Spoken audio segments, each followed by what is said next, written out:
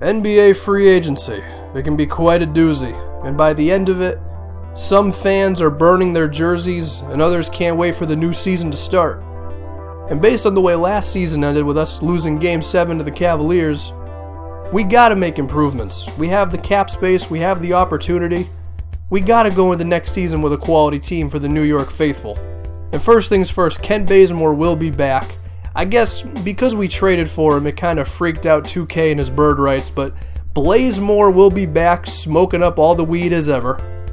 But we need to make some improvements to the roster, and Cleanthony Early at the backup small forward position, it's just not going to work, man. I've been trying, I've improved his game some, but he's just not there. And he really cannot make a contribution for us, and that killed us in the playoffs.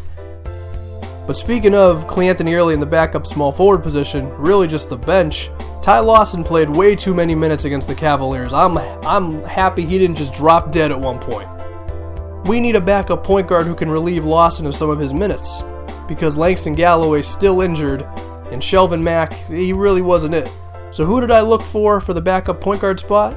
What about Mario Chalmers, previously on the Miami Heat? Now I realize Chalmers has gotten some flack over the years, but he's going to be coming off the bench for us. It's a very cheap deal. He still has some playmaking abilities, but really what he gives you, besides being a very good defender, and let me stress, a very good defender, he's a winner, and that three-pointer still looks good.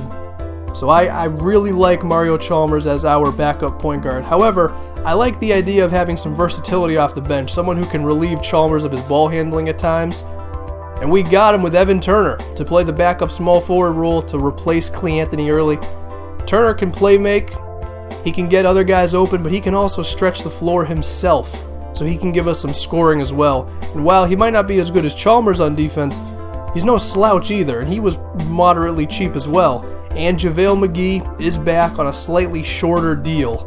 So the team is not too different. We just made a couple of small additions, Mario Chalmers as well as Evan Turner, but now I feel like our bench can be an actual asset for us, because before, I mean really against the Cavs, our second unit just killed us. The momentum and everything would just drop the second Ty Lawson or Carmelo Anthony left the game, but now we really have a full bench. I mean, Adrian Payne's improved, McGee, he's mainly there for defense and rebounding, but he can give you something offensively. But Turner and Chalmers really gives us a lot more options when it comes to scoring with our second unit.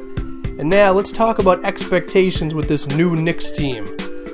I like where we're going, okay? And like I said before, the only team that scared me was the Cavaliers last season, and unfortunately that's who we got matched up against in the first round. I think the conference finals is a real goal. I think it is.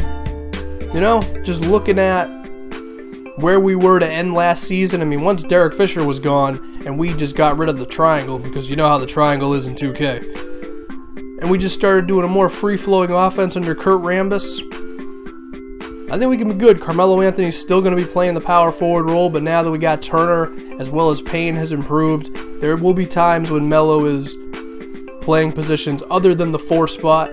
Karl Anthony Towns is definitely going to get the ball a bit more. I sent him to a big man offensive camp, and that's what it is. I like where this team's going. We also didn't have a draft pick, by the way, if you're going to ask that.